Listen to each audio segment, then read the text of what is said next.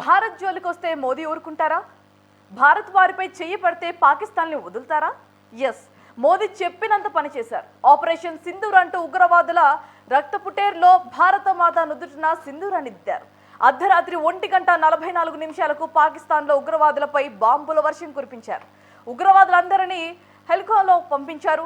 పహల్గామ్ ఉగ్రవాద దాడికి ప్రతీకారం తీర్చుకున్నారు. మహిళలను వదిలేసి పురుషులనే చంపారు ఉగ్రవాదులు. అది కూడా హిందువా కాదా అని ప్యాంటు విప్పి మరీ చంపారు. హిందూ మహిళల నుదుటిన సింధూరాన్ని లాక్కున్నారు. మన భారత స్త్రీల సింధూరాన్ని లాక్కున్న ఉగ్రవాదులను మట్టు పెట్టడానికి చెప్పిన ఆపరేషన్ కు పేరును కూడా సింధూర్ అని నామకరణం చేశారు. దీన్ని బట్టే మోదీ ప్రతీకారం ఎంతలా తీర్చుకున్నారో అర్థమవుతోంది.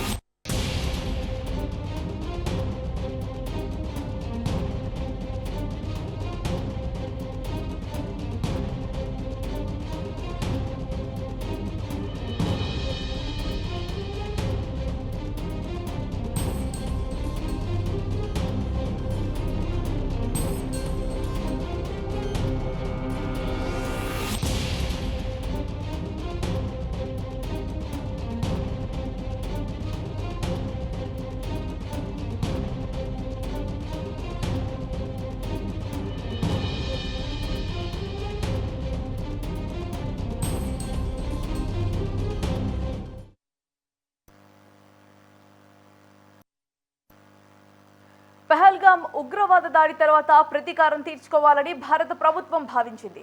అందుకు మోదీ పక్కాగా వ్యూహరచన కూడా చేశారు. భారత సైన్యానికి ఫ్రీ హ్యాండ్ ఇస్తే చాలు, మిగిలినదంతా వారే చూసుకుంటారని కూడా గ్రహించారు. అందుకు సైన్యాన్ని సిద్ధం చేశారు.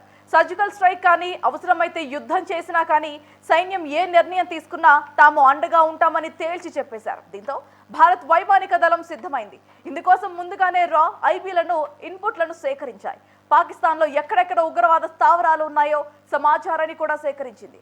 వాటిని ఏ విధానాలతో స్ట్రైక్ చేయాలో నిర్దేశించింది. ఇండియన్ ఎయిర్ ఫోర్స్ ఫ్లీట్ 2 సిద్ధం చేసింది. అయితే అస్త్రశస్త్రాలను అమర్చి ఉన్నతాధికారులు ఆర్డర్స్ కోసం వేచి చూసింది.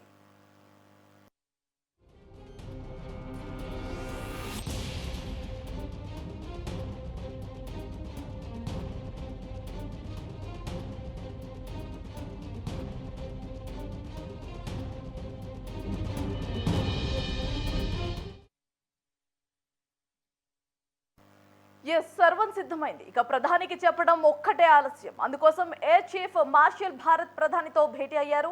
ఇక ఈ భేటీలో ఆపరేషన్ సింధూర్ కు సంబంధించి పూర్తి వివరాలను వెల్లడించారు. టార్గెట్ ఏమేమి ఉన్నాయి, అందుకు ఉపయోగించే ఎయిర్ ఫోర్స్ ఫీట్లు ఏంటి వంటివి సంబంధించిన సమాచారాన్ని వారికి అందించారు. అందుకు మోదీ కూడా ఓకే చెప్పారు. అంతకు ముందే నేవీ పదాతిదళ చీఫ్లతో మోదీ భేటీ అయ్యారు. యుద్ధం వస్తే సిద్ధంగా ఉన్నామని కూడా హెచ్చరించారు. సూచించినట్టుగా తెలుస్తోంది. ఇక ఏ క్షణానైనా జరగవచ్చునని సర్వం సిద్ధంగా ఉండాలని చెప్పారు. ఇక ఆ తర్వాత ఎయిర్ చీఫ్ మార్షల్ కు ఆపరేషన్ సింధూర్ చేపట్టమని ఆదేశాలు జారీ చేశారు.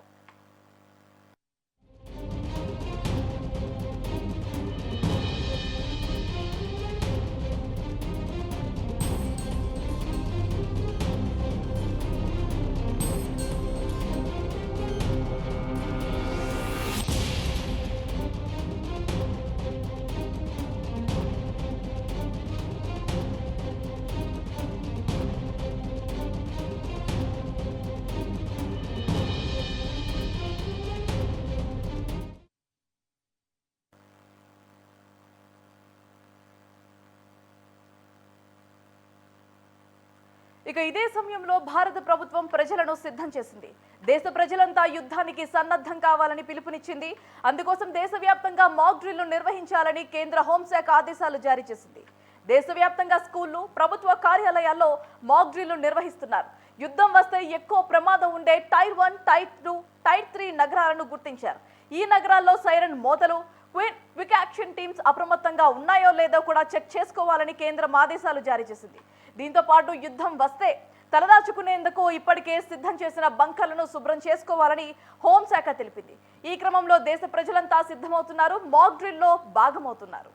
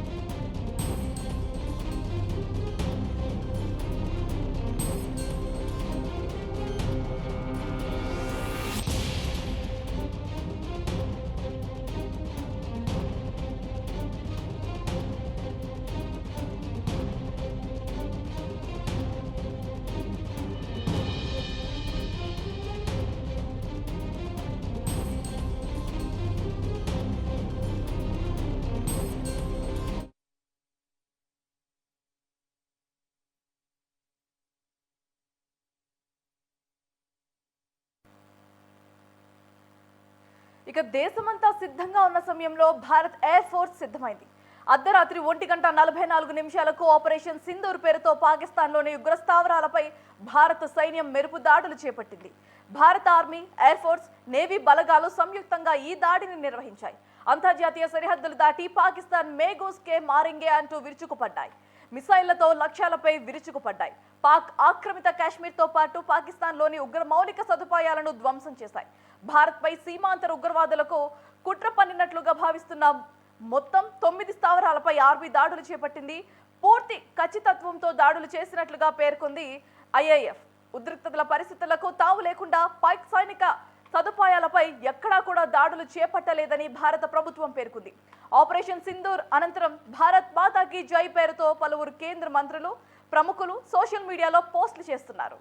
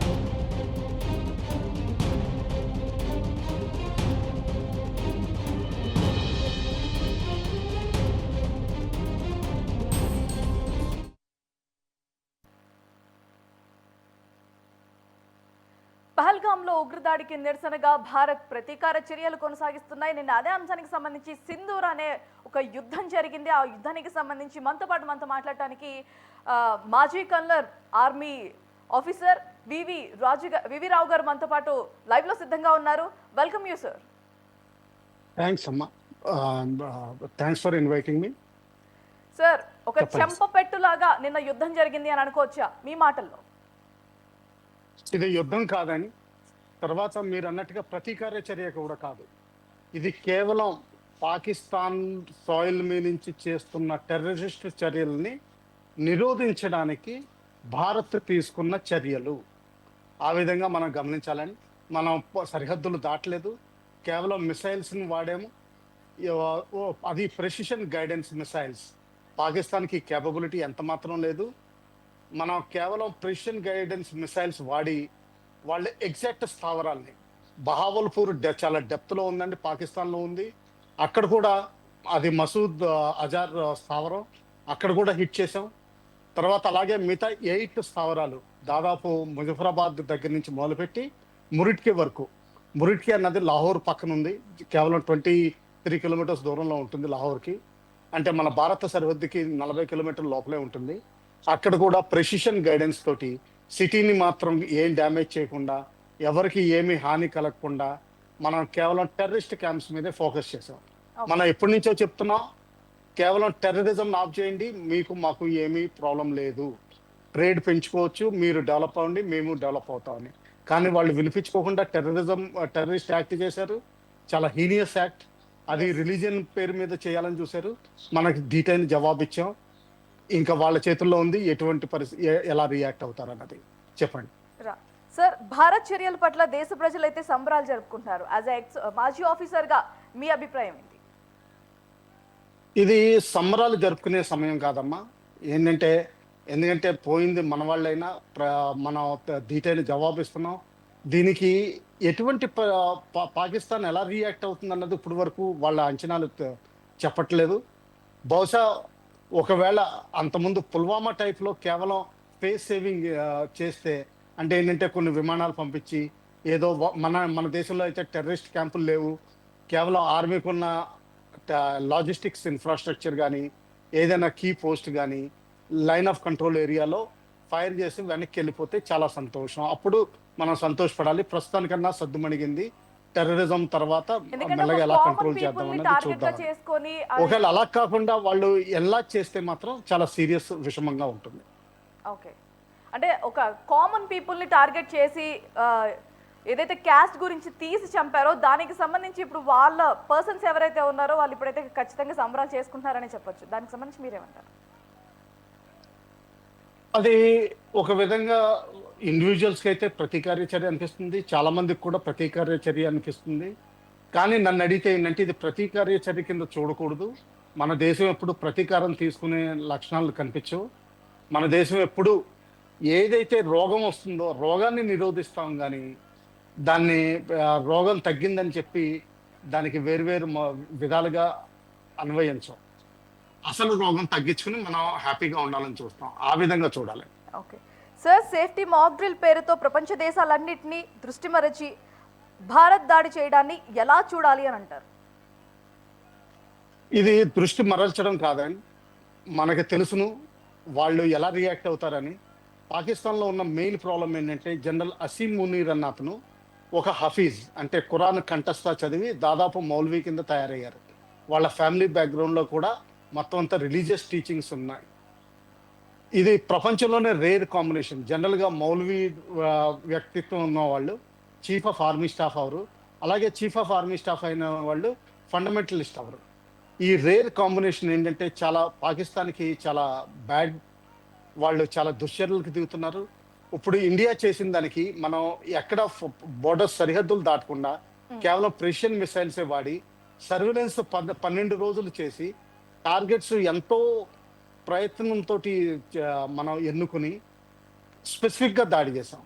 కానీ వాళ్ళు విచ్చలవిడిగా దాడి చేస్తే మాత్రం దీనికి పర్యవనాలు పాకిస్తాన్కి చాలా తీవ్రంగా ఉంటాయి. అది వాళ్ళు గ్రహించాలి. చెప్పండి. ఉగ్రవాద స్థావరాలపై వైమానిక దాడులు చేయడాన్ని ఎలా చూడాలి అని అంటారు? మనం వైమానిక దాడులు చేయలేదండి, అన్ని మిసైల్స్ ఫైర్ చేసాం ఇప్పుడు వరకు. వైమానిక దళాలు బై ఎయిర్ నుంచి భారత భూభాగం నుంచే చేసినాయి.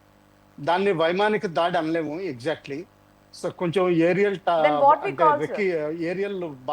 ప్లాట్ఫామ్ నుంచి చేస్తే మన యాక్యురసీ పెరుగుతుంది, దాని తర్వాత ఫైరింగ్ ప్రిసిషన్ పెరుగుతుంది. దానివల్ల అలా చేసాం తప్పితే కానీ మనం ఎక్కడ భారత భూభాగం ఇప్పుడు వరకు దాటలేదు. సార్, ముందుగా ఇలాంటి దాడులు జరిగినప్పుడు ముందుగా ఫస్ట్ తీసుకునే చర్య ఏంటంటారు యాజ్ ఏ ఆర్మీ ఆఫీసర్గా? యాజ్ ఏ ఆర్మీ ఆఫీసర్గా దాడి తీసుకున్నప్పుడు ఇది నేషనల్ లెవెల్గా జరుగుతుంది. ఇండివిజువల్గా అంటే బెటాలియన్ లెవెల్, బ్రిగేడ్ లెవెల్ పెద్ద ఎప్పుడు తయారుగానే ఉంటాం. లైన్ ఆఫ్ కంట్రోల్ లాస్ట్ 12 రోజుల నుంచి ఫైరింగ్ జరుగుతూనే ఉంది. ప్రతి వాళ్ళు అలర్ట్గా ఉంటారు. వాళ్ళు ఏదైనా సరే చర్యలు చేయాలని చూస్తే మాత్రం తిప్పి కొడతాం. ఆ మాత్రం గ్రహించి. అంటే ఈ వైమానిక దాడికి సంబంధించి పాకిస్తాన్ ఎలా స్పందించే అవకాశాలు ఉన్నాయని అంటారు? వాళ్ళకి బుద్ధి ఉంటే మాత్రం ఏమాత్రం కామన్ సెన్స్, ఏమాత్రం లాజిక్, ఒకవేళ వాళ్ళ మనుషుల్లో మీమాంస అన్నది ఉంటే మాత్రం ఎట్ ద బెస్ట్ కొంచెం ఫేస్ సేవింగ్ యాక్టివిటీస్, వాళ్ళ ఎయిర్ క్రాఫ్ట్ యాక్టివిటీ చూపించి ఊరుకుంటారు. తర్వాత వాళ్ళకున్న టెర్రరిస్ట్ యాక్టివిటీస్ అన్ని కంట్రోల్ చేస్తారు. భారత భూభాగం పైన ఎప్పుడు కన్నేయరు. కాశ్మీర్ని వాళ్ళకి అవసరమైతే ఫ్యూచర్ జనరేషన్కి వదిలేస్తారు. కానీ మ్యాడ్ పీపుల్ అయితే మాత్రం, పిచ్చివాళ్ళు అయితే మాత్రం మన భారత భూభాగాన్ని వేరే చోట్ల అటాక్ చేయాలని చూస్తారు. అటువంటి పరిస్థితుల్లో మాత్రం ఫుల్లీ ఈరోజు ఎయిర్ ఫోర్స్ రాజస్థాన్లో నోటం డిక్లేర్ చేసింది. అంటే ఏంటంటే కంప్లీట్ రాజస్థాన్ పంజాబ్ ఏరియాలో విమానాలు గాల్లోనే ఉంటాయి. ఒకవేళ వాళ్ళు ఏదైనా ప్రయత్నించి చేయాలని చూస్తే మాత్రం దీటైన జవాబు దొరుకుతుంది. వాళ్ళ దేశమే చిన్నమైపోయే అవకాశాలు ఎక్కువ ఉన్నాయి. సరే, ఒకవేళ వాళ్ళు రివర్స్ అటాక్ చేస్తే ప్రధానంగా ఎక్కడ చేసే అవకాశాలు ఉన్నాయనంటారు? లైన్ ఆఫ్ కంట్రోల్ మీద ఉన్న లాజిస్టిక్స్ స్థావరాలు మెయిన్లీ అటాక్ చేసే అవకాశం ఉంది. అలాగే మన మెయిన్ పోస్టులు అంటే శ్రీనగర్లో ఉన్న headquarters, various brigade headquarters, range headquarters ఛాన్స్లు ఎక్కువ ఉన్నాయి. అంటే సార్, వీళ్ళు ఇప్పుడు అటాక్ చేసినట్టయితే ఈ స్థావరాలపై అని అన్నారు. అంటే దీనికి సంబంధించి మనకి ముందుగానే ఏమన్నా తెలిసే అవకాశాలు ఉన్నాయనంటారా? మనకున్న రెడార్స్ ఉన్నాయండి. ఆ రెడార్స్ ఏంటంటే వాళ్ళు విమానాలు 400 కిలోమీటర్ల దూరం నుంచి పైకి గాల్లో లేచినా కానీ మనకి గుర్తించగలిగే క్షమత ఉంది. అలాగే గుర్తించిన తర్వాత వాటిని ట్రాక్ చేయగలిగే క్షమత ఉంది.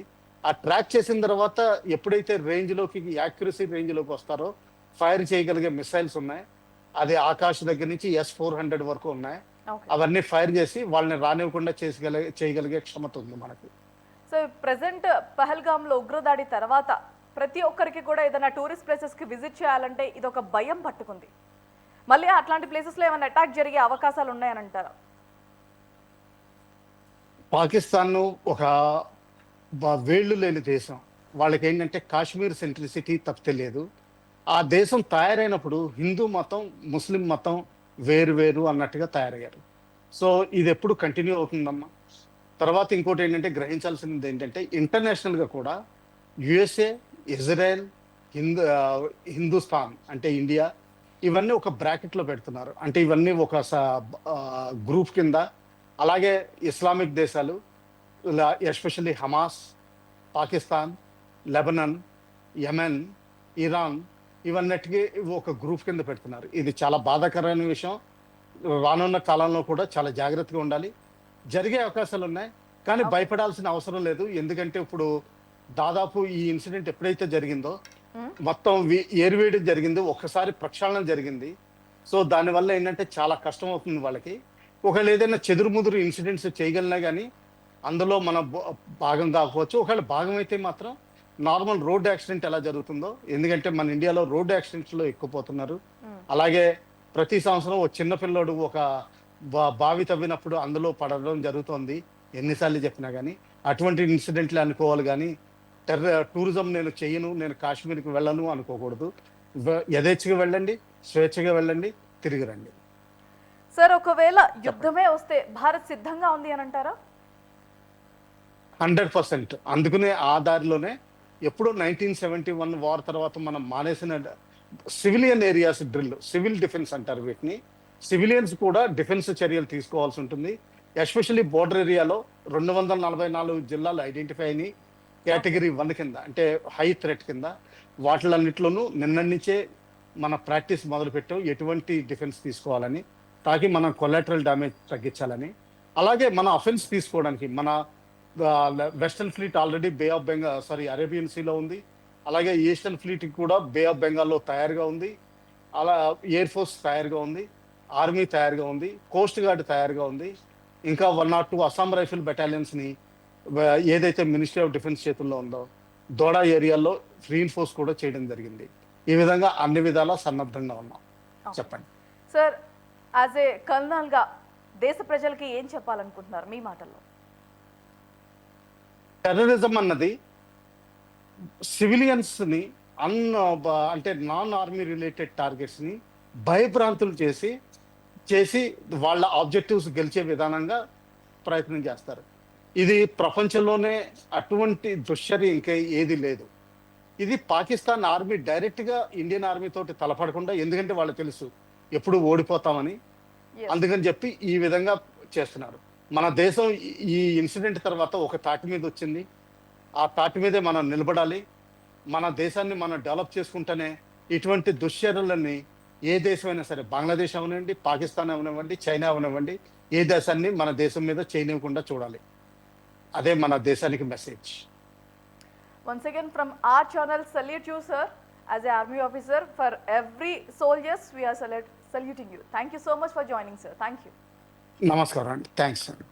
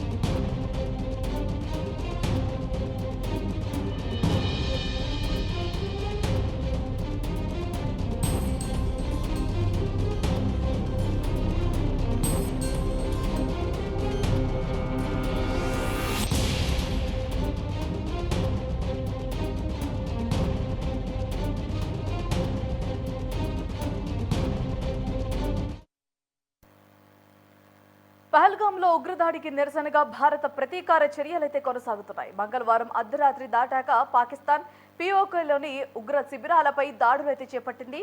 ఈ దాడులకు కొద్దిసేపటి ముందు మంగళవారం అర్ధరాత్రి 1:25 ఇండియన్ ఆర్మీ ఓ వీడియోను విడుదల చేసింది. విజయం కోసం సాధన, దాడికి సిద్ధం అని ఆర్మీ పేర్కొంది. ఉగ్ర శిబిరాలపై భారత సైన్యం దాడుల మేళ సోషల్ మీడియాలో ఈ వీడియో వైరల్ గా మారింది. ఇండియన్ ఆర్మీ చెప్పింది చేసి చూపించిందని రీట్వీట్లు చేస్తున్నారు భారత ప్రజలు.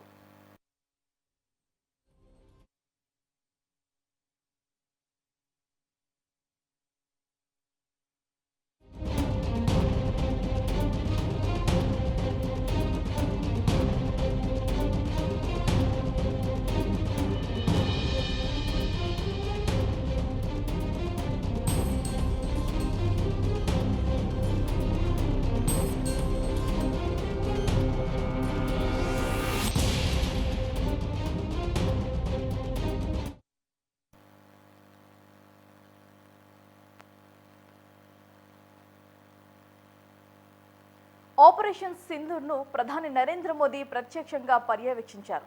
పాకిస్తాన్లోని 9 ఉగ్రవాద స్థావరాలను సైన్యం విజయవంతంగా విధ్వంసం చేసింది. భారత మెరుపు దాడుల నేపథ్యంలో పాక్ సైన్యం సరిహద్దుల వెంబటి కాల్పులకు తెగబడింది.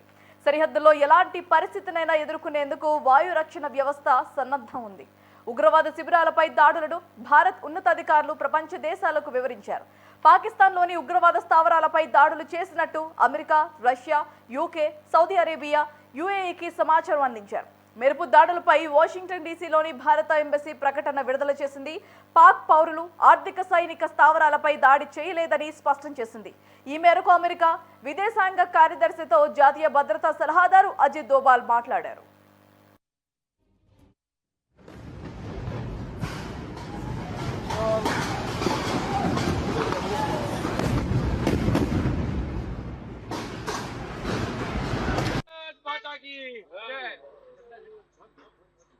भारत माता की जय श्री राम। नरेंद्र मोदी जिंदाबाद जिंदाबाद जिंदाबाद भारतीय सेना जिंदाबाद जिंदाबाद जिंदाबाद भारतीय सेना जिंदाबाद जिंदाबाद जिंदाबाद जय श्री राम। जय श्री राम भारतीय सेना जिंदाबाद जिंदाबाद जिंदाबाद भारतीय सेना जिंदाबाद जिंदाबाद जिंदाबाद भारतीय सेना भारत माता की जय भारत माता की जय भारत माता की जय भारत माता की जय इंडियन आर्मी जिंदाबाद इंडियन आर्मी जिंदाबाद इंडियन एयर फोर्स जिंदाबाद इंडियन एयर फोर्स जिंदाबाद इंडियन एयर फोर्स जिंदाबाद इंडियन नेवी जिंदाबाद इंडियन नेवी जिंदाबाद इंडियन नेवी जिंदाबाद भारतीय सेना जिंदाबाद भारतीय सेना जिंदाबाद भारतीय सेना जिंदाबाद भारतीय सेना जिंदाबाद भारत माता की जय भारत माता की जय माता की जय भारत माता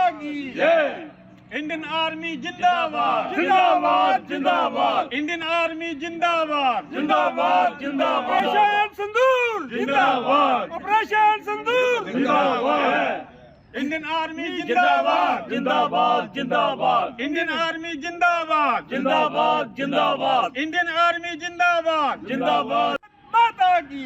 आज रात को 2 बजे मुझे खबर मिली कि भारत सरकार ने कार्रवाई करी है। हमारी सशक्त सेनाओं ने पाकिस्तान में आतंकी शिविर जहां चल रहे थे उन पर प्रहार किया है, निर्णायक प्रहार किया है, हमला किया है और विनाश किया है आतंकवादियों का। मैं माननीय प्रधानमंत्री जी का अभिनंदन करता हूं, वंदन करता हूं। देश की 140 करोड़ जनता की भावनाओं को समझते हुए, भावनाओं का आदर करते हुए, देश के नायक के रूप में जो देश की जनता की भावना थी उसका पूरा करने का काम किया है, आतंकवाद के विनाश करने का काम किया है। मैं सलाम करता हूं अपने देश के सशक्त सेनाओं के, उनके अदम्य साहस, वीरता, पराक्रम की कि उन्होंने इस कार्य को अंजाम दिया, आतंकवाद के विनाश के।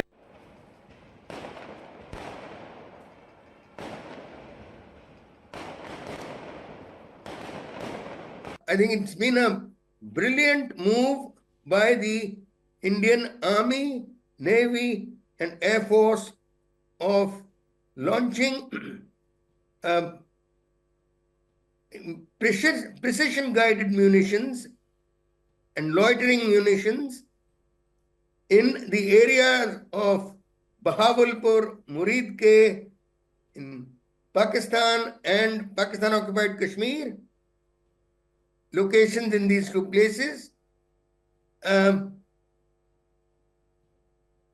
And these must have been very well researched by way of intelligence of locations, and these positive they will be on locations of terrorist groups like the Lashkar-e-Taiba and Jaish-e-Muhammad. In the last few days, we saw many visuals of Prime Minister Narendra Modi conferring with the Chief of Defence Staff and the Chiefs of Army, Navy and Air Force. And now, 13 days later, better late than never, here are the results. We've launched what must be strikes like the surgical strikes launched in 2016 and the Balakot strike launched in 2019. Bharat, भारतीयों और भारतीय सेना ने कभी भी आतंकवाद, अलगाववाद को बर्दाश्त नहीं किया है, ना ही करेंगे। भारतीय सेना ने हमेशा से माँओं की कोख, बहनों की कलाई और सिंदूर की रक्षा की है। हम भारतीय लोग अहिंसा, सत्य और शांति में विश्वास करने वाले लोग हैं। हम लोगों ने कभी भी किसी का नुकसान नहीं किया, हम लोगों ने कभी भी किसी के साथ गलत नहीं किया, लेकिन अगर हमारे साथ कोई गलत करेगा तो उसको मुंह तोड़ जवाब देना हमें आता है। भारतीय सेना जिंदा। देखिए, प्रधानमंत्री नरेंद्र मोदी जी के नेतृत्व में ये नए 21वीं शताब्दी के 25वें वर्ष का भारत है, और जिन आतंकियों ने हमारे घर में घुसकर हमारी महिलाओं को बेवा बनाया था, उनका बदला लेने की शुरुआत हो गई है। पाकिस्तान के भीतर टारगेट्स को हमारी एयरफोर्स, नेवी और डिफेंस फोर्सेस, आर्मी ने हिट किया है। और प्रधानमंत्री ने कहा था कि जो ये आतंकी हैं और आतंकी को जो प्रेशर देने वाले लोग हैं, मिट्टी में मिला देंगे। ये शुरुआत है और हम वार्निंग देना चाहते हैं पाकिस्तान को और पाकिस्तान के मददगार देशों को कि हमने आतंकवादियों से बदला लिया है। अब हमारे तरफ नापाक इरादे से वो ना देखे। ये मोदी का इंडिया है। मोदी जी ने जो कहा था वो करके दिखाया। शिवसेना ऑपरेशन सिंदूर के कामयाबी पर हमारी वायुसेना का अभिनंदन करती है। हमारे देश की तीनों सेना, वायुसेना, इंडियन आर्मी और इंडियन नेवी का अभिनंदन करती है, और खासकर हमारे सम्माननीय प्रधानमंत्री श्री नरेंद्र मोदी जी, जिनके नेतृत्व में ये कामयाबी ऑपरेशन सिंदूर का हासिल हुआ है और बहुत सारे पहले भी कामयाबी हासिल हुए हैं, उनका भी हम अभिनंदन करते हैं। पूरे देश हमारे सम्माननीय प्रधानमंत्री और हमारे सेना के साथ खड़ी है और पाकिस्तान जो विश्व भर में आतंक फैला रहा है उनको हमारे सेना ने मुंह तोड़ जवाब दिया है, उसका हम फिर से अभिनंदन करते हैं। शिवसेना ऑपरेशन सिंदूर के कामयाबी पर हमारी वायुसेना का अभिनंदन करती है।